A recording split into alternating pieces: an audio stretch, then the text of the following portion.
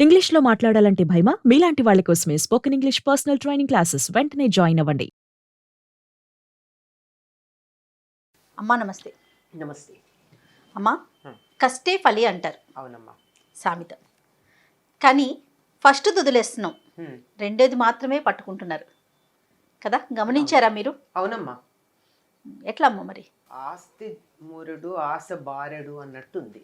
మనం చేసే కష్టం ఇంత, ఫలితం ఇంత కావాలని ఆశపడుతున్నాం. ఈ ఆశలు ఎంత దాకా వచ్చాయంటే మళ్ళీ మనం మూఢాచారాల్లోకి మూర్ఖత్వంలోకి వెళ్ళిపోతున్నామా, బుద్ధి నమ్మకాల్లోకి వెళ్ళిపోతున్నామా అని అనిపిస్తోంది. ఎంతో హేతుబద్ధంగా ఆలోచించాల్సినటువంటి యువతరం కూడా ఇట్లాంటి విషయాలకి లోను కావడం అన్నది చాలా బాధ కలిగించేటటువంటి విషయం. ఉదాహరణకి నీ పేరులో ఒక అక్షరం మార్చుకో, నీకు బాగా వచ్చేస్తుంది అంటే ఎట్లా మారుస్తున్నారమ్మా? పేరు మార్చట్లేదు కదా. ఉదాహరణకి నీ పేరుంది జయ అని ఉంది, జయలక్ష్మి అమ్మ, జయలక్ష్మి అని ఉంది, మొత్తం జయలక్ష్మి అని ఉంది. ఈ జయలక్ష్మిలో నంబర్ సరిగ్గా లేదమ్మా, నీ పేరు మార్చుకుంటే బాగుంటుంది, JAYYA LLA KSHMI అని రాసుకోమని చెప్పారు అనుకుందాం. ఎలా పలుకుతారు? యాకి యావత్తు ఇవ్వాలి తెలుగులో, లాకి లావత్తు ఇవ్వాలి మనం. అందులో మొదటి అక్షరంలో లాకి లావత్తు ఇచ్చి పలకలేం కదా, అది ఎలా పలుకుతాం? అలా పైగా పలకడంలో మాత్రం జయలక్ష్మి అని పలకాలే గాని జయలక్ష్మి అని అనలేం కదా. అది ఎలా ఉంది, ఏదో తిట్టినట్టు కొట్టినట్టు ఉంటుంది. పోని పైగా వాళ్ళు ఏమంటున్నారు, ఉచ్చారణలో తేడా కాదు రాస్తే చాలని. అది ఇంగ్లీష్లో రాస్తున్నారు. ఇంగ్లీష్లో రాస్తే మార్పు ఎక్కడొస్తుంది? పోని ఇంగ్లీషు భాష కూడా మంచి భాషే కాదనడానికి లేదు. నేను పిలవడంలో ఏమన్నా మార్పు వస్తుందా? నిన్ను మీ జయలక్ష్మి అనే పిలుస్తా, ఇంకో పేరు పిలవలేను కదా. ఎక్కడ పోని ధ్వని తరంగాలకి శక్తి ఉంది అంటే ధ్వనిలో మార్పు వస్తే కొంచెం ఉంటుంది. కానీ ధ్వనిలో మార్పు రాకుండా స్పెల్లింగ్లో రాసి నీ స్పెల్లింగ్ని ఏదో ఇన్నిసార్లు రాయి, అన్నిసార్లు సంతకం పెట్టు, ఇట్లా పెట్టి ఇది పేరు ఇది ఎక్కువ మంది యువతరం చేస్తున్నారు. అది నాకు చాలా బాధాకరంగా ఉంది. ఇంజనీరింగ్ చేసిన వాళ్ళు, సిఈఓలుగా ఉన్నవాళ్ళు, మరి MBAలు చేసిన వాళ్ళు ఇలా పేరులో స్పెల్లింగ్ మార్చుకుంటున్నారు అంటే వీళ్ళు మరి ఒకటి రెండు తరాలు వెనక్కి వెళ్ళిపోయారా? మూఢాచారాలు ఆధునిక యుగంలో ఉన్న వాళ్ళ వీళ్ళు హేతుబద్ధంగా ఆలోచిస్తున్నారా, శాస్త్రీయంగా ఆలోచిస్తున్నారా? అర్థం కాలేదు. అదే ఇలాంటివి. ఇదే కాదమ్మా, ఇది ఒక రకం. ఇంకా ఎన్నున్నాయి ఇట్లాంటివి. జీవితం అంతా ఇదే అయిపోయింది. ఏది, ఇక్కడేదో ఈ కిటికీ ఇటు మార్చు, ఈ తలుపు ఇటు మార్చు. ఆ మారిస్తే లక్షలు వస్తాయో లేదో తెలియదు, కానీ ఇప్పుడు 1000 ఖర్చు అవుతాయి. ఇవాళ ఖర్చు అయ్యే 1000 నాకు కనపడతాయి, వచ్చే లక్షలు నా కంటికి కనపడవు. మరి మేబీ నా చూపు చిన్నదేమో, నాకు అర్థం కాదు. ఒకటి. అలాగే ఈ బీరువా అటు మార్చు, ఆ బీరువా ఇటు మార్చు. ఇంట్లోకి గాలి వెలుతురు రెండు ధారాళంగా వచ్చేటట్టుగా ఉండాలి. కానీ ఇవన్నీ మార్చుకుని కొంతమంది ఇంతకుముందు ఒక ఆఫీస్కి వెళ్ళి చూస్తే ఇట్లా కూర్చున్న వాళ్ళు మళ్ళీసారి వెళ్ళేటప్పటికి అటు కూర్చుని ఉంటారు. ఇటు ఎంట్రన్స్కి వీపు ఉంటుంది, వాళ్ళ వీపు చూసుకుంటూ లోపలికి వెడతాం మనం. ఏమిటండి అంటే, వాస్తు ప్రకారం ఇక్కడ కూర్చుంటే నేను బాగా పనిచేస్తా అంట, అందుకని నేను నా పొజిషన్ మార్చుకున్నానండి. నువ్వు ఫిజికల్ పొజిషన్ మార్చావు కానీ నీ ప్రమోషన్ వచ్చే పొజిషన్ అయితే నువ్వు మార్చుకోలేకపోయావు. కొన్ని నమ్మాలి. వాస్తు శాస్త్రం ఉంది, వాస్తు లేదంటల్లా. వాస్తు అద్భుతమైనటువంటి శాస్త్రం. ఇప్పుడు చెప్తున్నది మనం ఏదైతే మాట్లాడుతున్నామో అది మనకి ఇబ్బందికరంగా ఉంటుంది. అవును. ఒక వాస్తు శాస్త్రంలో చెప్పింది ఏమిటంటే, ఒక తరం వాళ్ళ ఇంట్లో ఆరోగ్యంగా ఆనందంగా గడిపాక ఒక తరం, తరువాత తరం వాళ్ళు దాన్ని మార్చక్కర్లేదు. తర్వాత ఎవరొచ్చి మీకు ఏ వాస్తు తేడా చెప్పినా. ఓహో. మరి ఒక తరం వాళ్ళందరూ ఉన్నారు, నలుగురు ఆ రోజుల్లో 5-6 పిల్లలు ఉండేవారు. అందరూ ఏదో పెద్ద పెద్ద IAS ఆఫీసర్లు కాకపోయి ఉండొచ్చు, సుఖంగా పెళ్లిళ్ళు చేసుకున్నారు, పిల్లల్ని కన్నారు, ఆనందంగా ఉన్నారు, అయిపోయింది. ఆ కొడుక్కి ఏదో ఇల్లు ఇచ్చారు, వాస్తు ప్రకారం ఇది బాగా లేదని మార్చుకుంటే అవసరం లేదు. అక్కర్లేదు అని చెప్తుంది శాస్త్రం.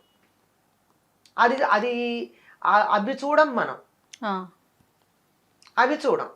ఈ చిన్న చిన్నవే పట్టుకుంటాం. మనకి ఏది సౌకర్యంగా ఉందో అది పట్టుకుంటాం. ఆ. తులసి మొక్క ఏ ఇంట్లో ఏ పక్కన పెడితే లాభం, ఇది అడిగేవాళ్ళు ఉన్నారు. అంటే ఈశాన్యం వైపు పెట్టాలా అండి, వాయవ్యం వైపు పెట్టాలా అంటే దీనికి ఒక శాస్త్రం కూడా తయారైపోయింది. ఈశాన్యం వైపు పెడితే ఏదో ధనలాభం, అవునో కాదో నాకు తెలీదు, ఏదో ఇటువైపు పెడితే ఫలానా లాభం, అటువైపు పెడితే ఫలానా లాభం అని చెప్పేటటువంటి శాస్త్రం దీనికి తయారైంది. ఇవన్నీ షార్ట్ కట్స్తో లాభం పొందాలి అని, అంతేగాని కష్టపడదామని లేదు.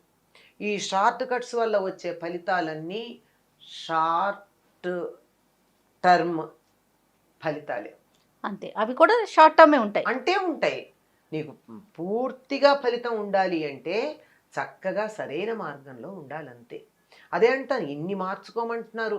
ఇప్పుడు పేరు మార్చుకో, స్పెల్లింగ్ మార్చుకో, ఇంటి కిటికీ మార్చు, తలుపు మార్చు, నువ్వు కూర్చునే పొజిషన్ మార్చు, సౌకర్యం కోసం మార్చుకోవడం వేరు.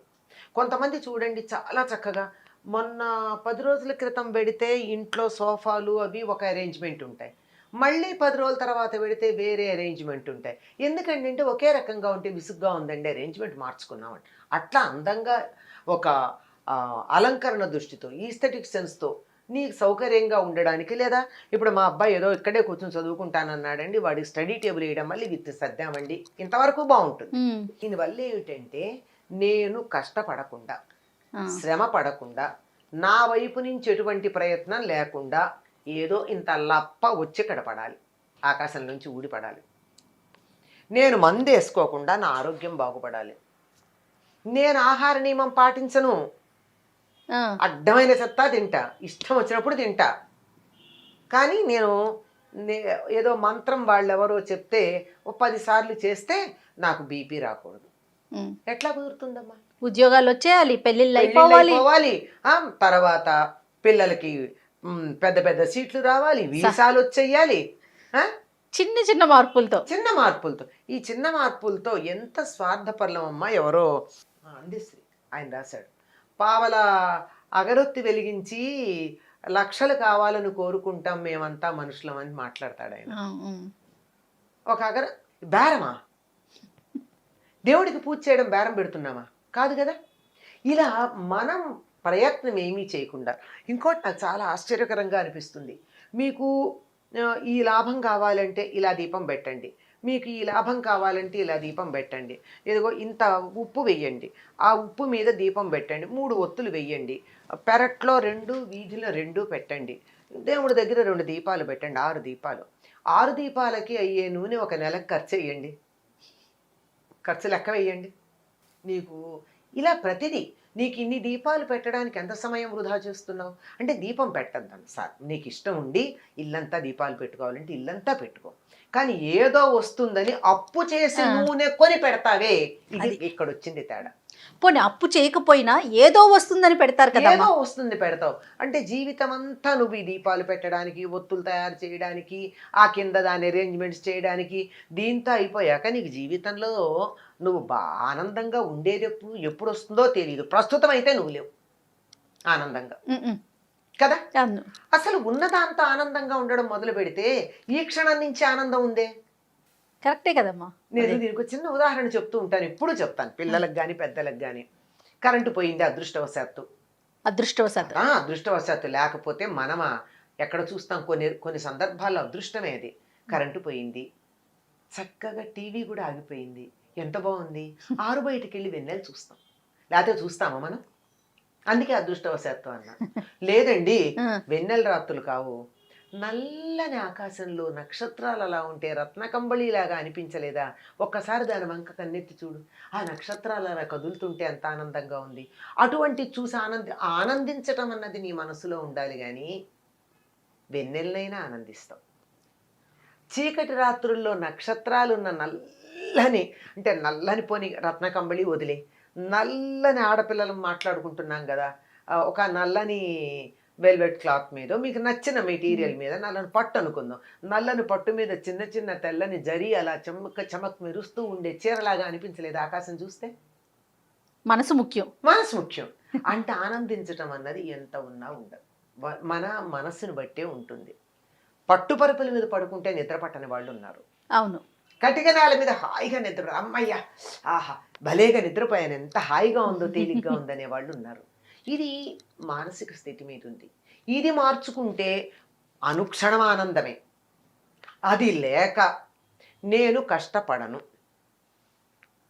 నీ ఆరోగ్యానికి అనుసరించిన ఆహారం తీసుకోవచ్చు కదా, ఎప్పుడు పడితే అప్పుడు ఏది పడితే అది, ఏ చెత్త పడితే అది జిహ్వచాపల్యంతో మింగేసి ఆరోగ్యం ఉండమంటే ఎట్లా ఉంటుంది? దానికి కూడా ఒక సమయం ఉంది కదా, ఓ పద్ధతి ఉంది కదా. యుక్తాహార విహారస్య, సరైన ఆహారం, సరైనటువంటి పని చెయ్యి. ఇది చెయ్యమని చెప్పేటటువంటి వాళ్ళు మనకి ఎవరున్నారు? ఎంతసేపు ఈ రంగు రాయి పెట్టుకో, ఈ ఉంగరం పెట్టుకో, ఈ పేరు మార్చుకో, పలానా మొక్క పెట్టుకో, మొక్క పెట్టుకో, పలానా ఫోటో పెట్టుకో, ఇది ఈ మొక్క పెట్టుకుంటే ఈ మూల ఏవో కొన్ని మొక్కలు చెప్పారు, ఈ మొక్కలు పెట్టుకుంటే లాభం. కానీ నేను చెప్తాను మొక్కలు పెట్టుకోమని. ఏవి ఆక్సిజన్ బాగా ఇచ్చే మొక్కలు కొన్ని ఉన్నాయి, అవి అవి పెట్టుకోండి. ఏదో స్పైడర్ ప్లాంట్ అంటారు దాన్ని, అదొకటి ఎంత ఆక్సిజన్ ఇస్తుందో ఇంటీరియర్ లోపల పెట్టుకోండి. ఇంట్లో మంచి ప్రాణవాయువు ఉంటుంది. ఈ స్నేక్ ప్లాంట్ అంటారు, పేర్లు చూడండి బాగాలేవు, తెలుగులో బాగుంటాయి. అది మాడో ఏదో అంటాం, అది పెట్టుకోండి. మనీ ప్లాంట్ అన్నారు, ఇది ఒకటే పేరు బాగుంది, అది పెట్టుకోండి. అవును. ఇంకా ఒక 5 6 ఉన్నాయమ్మా. మనం ఇంట్లో పెట్టుకుంటే కూడా వారానికి ఒకసారి బయట పెట్టి లోపల పెట్టుకుంటే సరిపోతుంది, మంచి ఆక్సిజన్ వాయువు ఉంటుంది, ఆక్సిజన్ ఉంటుంది. ఇది పెట్టుకోండి అని చెప్తాం కానీ దీన్ని ఈ మూల పెట్టు, ఆ మూల పెట్టు. మీరు అన్నట్లు పైనుంచి ఏదో పడిపోతుంది. ఏది పడిపోతుంది? ఏం పడిపోతుంది? ఏమీ పడదు, ఆరోగ్యం చెడుతుంది. ఇప్పుడు కూడా సుఖపడకపోవడం ఉంటుంది, ఇప్పుడు కూడా కష్టపడటమే ఉంది. ఆ పడటం, కష్టపడటమే, ఏం పడతాం? హాయిగా ప్రయత్నం చేయండి. మీకు ఏదన్నా కావాలంటే ప్రయత్నం చేయండి. ప్రయత్నం చేసి ఆ ప్రయత్నం ఫలిస్తే వచ్చేటప్పుడు ఉండేటటువంటి ఆనందం చాలా బాగుంటుంది. అప్పుడు సెరిటోనిన్ ఏదో ఒక హార్మోన్ బయలుదేరుతుందట మనలో, ఆ హార్మోన్ వల్ల ఆనందం వస్తుందట. ప్రయత్నం వల్ల చేసినప్పుడు ఆనందం ఎందుకు వస్తున్నదో దానికి కూడా మనకి శాస్త్రీయంగా చాలా మంచి కారణాలు చెప్పారు. అవును. చేత ప్రయత్నాలు చేయండి. ఎప్పుడు పూజలు మానమని లేదే, పూజ చేయండి. ఎందుకు చెయ్యాలి? చేతులు ఇచ్చాడు, చెయ్యండి. నోరిచ్చాడు, 2 మాటలు మాట్లాడండి దేవుడి గురించి. కళ్ళు ఇచ్చాడు, చాలా అందంగా అలంకరించి చూసి ఆనందించండి. చెవి ఇచ్చాడు, వినగలుగుతున్నాం కదా, 2 స్తుతులు వినండి. అంతకు చెయ్యాలి కానీ పూజ. ఇన్ని ఇచ్చినందుకు ఆయనకి పూజ చెయ్యాలి. ఇవి లేని వాళ్ళు ఎంతమంది ఉన్నారమ్మా? ఇవి ఉన్న మనం ఎంత ధనవంతులం, ఎంత సంపద కలిగినటువంటి వాళ్ళం, మనకున్న సంపదని మనం గుర్తించట్లేదే. అన్నిటినీ మించి బుర్రిచ్చాడు కదా, వాడుకోవచ్చుగా. దాన్ని వాడుకో, ఉపయోగపెట్టుకో. ఇది ఇచ్చినందుకు రోజు ఒకసారి కృతజ్ఞత చెప్పుకో దేవుడికి, నాకు ఇవన్నీ ఇచ్చావు. We are haves, we are not have nots. డబ్బు కాదు ఇక్కడ, కన్ను, ముక్కు, చెవి, నోరు, బుర్ర, బుద్ధి, చెయ్యి, కాలు, ఎన్ని ఇచ్చాడు మనకి. ఆరోగ్యం, ఉండడానికో ఇల్లు, ఇవన్నీ ఇచ్చాడు. అందుకని ఒకసారి దండం పెట్టుకో. ఏమవుతుందో తెలుసా? అలా దైవానికి ఇచ్చిన వాటి కృతజ్ఞతతో నమస్కారం చేసుకుంటే మనకొచ్చే పరిస్థితుల్ని ఎదుర్కోగలిగినటువంటి ధైర్యం వస్తుంది. అది కావాలి. అంతేగాని నాకు కష్టమే రావద్దనుకుంటే, చీకటి పడకపోతే వెలుగు విలువ ఎలా తెలుస్తుంది? పురిటి నొప్పులు పడకపోతే బిడ్డ నవ్వు చూసే అదృష్టం ఎక్కడుంటుంది? అంతే కదమ్మా కదా. ఆ పురిటి నొప్పులు పడాలి, తప్పదు. కాకపోతే ప్రాణాంతకంగా కాకుండా ఉండడానికి భగవంతుడు అనుగ్రహం అంతే అంతే. అంతేగాని షార్ట్ కట్స్లోన ఇవన్నీ మనం కావాలనుకునేది. మీరు అన్నట్లుగా యువత కూడా బాగా, యువతే ఎక్కువ మూర్ఖులుగా తయారయ్యారు. నేను బాధపడుతున్నది అక్కడే. ఇప్పుడు నా తరం వాళ్ళు ఏదన్నా ఉంటే పోనీ ఎప్పటి వాళ్ళు అని అనుకుంటాం, ఇంకా మేమే కొంత ఆధునికంగా మాట్లాడుతున్నాం ఈనాటి యువతరం కన్నా. ఎట్లమ్మా మరి మార్పు తీసుకురావాలంటే? మార్పు తీసుకురావాలంటే వాస్తవం చెప్పాలమ్మా వాళ్ళకి. వాస్తవం తెలియాలి. తెలియాలి. చెప్పేవాళ్ళు లేరు. ఈ మత్తులో ముంచేసే వాళ్ళు ఎక్కువైపోయారు. డ్రగ్స్ కన్నా ఎక్కువ మత్తుగా అయిపోయింది ఇలాంటి మాటలు. నువ్వు పేరు మార్చుకో, తెల్లారేటప్పటికి నీకు ప్రమోషన్ వస్తుందంటే, స్పెల్లింగ్ మార్చుకోమంటే. మరి నిజంగా ప్రమోషన్ మీద ఆశ ఉండడంలో తప్పు లేదు, కానీ పేరు మార్చుకోవడం వల్ల కాదు కదా. నువ్వు కష్టపడి పని చేయడం వల్ల అన్న సంగతి చెప్పాలి వాళ్ళకి. ఆ పని చేసే తత్వాన్ని నేర్పించాలి. అసలు వర్క్ కల్చర్ అనేది నేర్పించాలి. కృషి అన్నది నేర్పించాలి. కృషితో నాస్తి దుర్భిక్షం అన్నది. కృషి అన్నటువంటి మాటకి మనము ప్రయత్నం చేయడం అంటాం. సంస్కృతంలో కృషి అన్న మాటకి వ్యవసాయం అని అర్థం, అగ్రికల్చర్. చెయ్యండి, ప్రయత్నం చేయండి. ప్రయత్నం చేస్తే వచ్చింది ఇంత ఫలితమైన ఆనందంగా ఉంటుంది. పరమానందంగా ఉంటుంది. పిల్లలు బాగా ఖర్చు పెట్టే పిల్లలకి నేర్పాల్సింది ఏమిటో తెలుసా? ₹1 సంపాదించడం నేర్పండి. వాళ్ళు దుబారా ఖర్చు మానేస్తారు తెలుసా? అవునమ్మా. ₹1 ఖర్చు ఏదంటే ₹1 ఖర్చు పెట్టమంటే అది మానరు. అది తను సంపాదించింది, అది ఖర్చు పెట్టారు గనక దాన్ని అలా చూపిస్తున్నంత కాలం వాళ్ళు జాగ్రత్తగా ఉంటారు. ఈ షార్ట్ కట్స్, ఈ షార్ట్ మెథడ్స్ ఏవైతే ఉన్నాయో వీటి నుండి, ఈ మత్తులో నుండి యువతరాన్ని పక్కకు తీయాలమ్మా. ఈ ఇంట్లో ఉన్న పరిస్థితులు వాస్తు మార్చుకోవడం, అక్షరాలు మార్చుకోవడం, రకరకాలైనటువంటి మంత్రాలు చేయడం, తంత్రాలు చేయడం, తాయెత్తులు కట్టుకోవడం, వీటన్నింటికి ఖర్చు పెట్టేటటువంటి సమయం పనిచేయడానికి ఖర్చు పెడితే సరిపోతుంది కదా. అంతే, ఫలితం కొంచెం లేట్ అవ్వచ్చు. మా నాన్నగారు అంటూ ఉండేవారు, మా చిన్నతనంలో కాపీలు రాయడం అనేది బాగా అలవాటు ఉండేది పిల్లలు. ఇప్పుడు పాపం పిల్లలకి అంత ఓపిక కూడా లేదమ్మా. నేను రాయించుతాను మా పాపతో ఇప్పటికి. అది కాదు, పరీక్షల్లో కాపీ రాయడం. ఆ పరీక్షల్లో కాపీ రాయడం అన్నది ఇంత కాగితం మీద చాలా జాగ్రత్తగా కష్టపడి క్వశ్చన్ అంతా రాసేవారు, ఆన్సర్ అంతా రాసేవారు. మా నాన్నగారు అనేవారు, ఒరేయ్ ఇది రాయడానికి ఎంత శ్రమ పడ్డావో ఆ శ్రమ చదవడానికి పెడితే వచ్చేసేది కదరా నీకు అని. కదా, అవును. ఇంత కష్టపడితే ఏమొస్తుంది? భయం, టీచర్ చూస్తారేమో. ఇది దీనికి రామకృష్ణ పరమహంస జీవితంలో ఒక చిన్న కథ కూడా చెప్తారు. ఒక ఆయన, నేను చాలా కష్టపడ్డాను, ఏదో యోగ సాధన చేశాను అది ఇది అంటాడు. ఏమిటంటే, నేను నీళ్లల్లో తేల్తాను అన్నాడు. ఎన్ని సంవత్సరాలు అంటే ఏదో చాలా సంవత్సరాలు చెప్తాడు. ఈయన చూస్తూ ఉండగా అలా నీళ్ల మీద తేలి ఇటు నుంచడు, గంగ నుంచాడు, ఒడ్డుని ఇటు నుంచట్టు వెళ్ళాడు. పరమహంస కాదు, అవతల యోగ సాధన చేసి రామకృష్ణ పరమహంస పావలా ఇచ్చి గంగ దాటాడు. దాటి అన్నాడు, నేను పావలాతో చేసినటువంటి పనికి నువ్వు ఇన్నేళ్ళు యోగ సాధన వృధా చేసావన్నాడు. చూడండి ఎంత తేలిగ్గా చెప్పాడు. అవును. ఇవ్వెందుకండి, ఇవ్వా అసలైంది భగవంతుణ్ణి కోరుకోవాల్సింది వేరే ఉంది. లౌకిక జీవితంలో అయినా మనం కోరుకోవాల్సింది ఏంటి అంటే, నాకు ఎటువంటి పరిస్థితులు వచ్చినా ధైర్యంగా ఎదుర్కొని అన్నింట్లో విజయం పొందేటటువంటి శక్తిని నాకు ఇవ్వవలసిందే అని ప్రార్థించాలి తప్ప, నాకు సమస్య రావద్దంటే ఎట్లా? సమస్య రా అసలు అప్పుడు రుచి ఎలా తెలుస్తుంది? తెలియదు కదా. అలవాటు చేయాలి. ఆకలేస్తే కదమ్మా అన్నం రుచి తెలుస్తుంది. అదే ఖచ్చితంగా అమ్మా, ఖచ్చితంగా యువతకి తప్పనిసరిగా తెలియచేయాల్సిన విషయాలు, కల్చర్ అన్నది నేర్పాలి.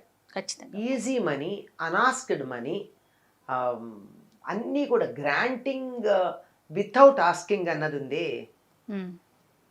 మనుషుల్ని శారీరకంగా మానసికంగా సోమరులను చేసి నశింప చేస్తుంది. అది స్ట్రగుల్ ఫర్ ఎగ్జిస్టెన్స్ ఉండాలి, అది లేకపోయాక. అందువల్ల ఇవన్నీ మత్తులో ముంచేసి నాశనం చేసేస్తున్నాయి. ఇవి లేవు అనటం లేదు, వాటి వల్ల ప్రయోజనం లేదని చెప్పటల్లా, ఉన్నాయి. కానీ ఇలా కాదు, వాడే పద్ధతిలో వాడాలి. రైట్ అమ్మా. నమస్తే. నమస్తే అమ్మా.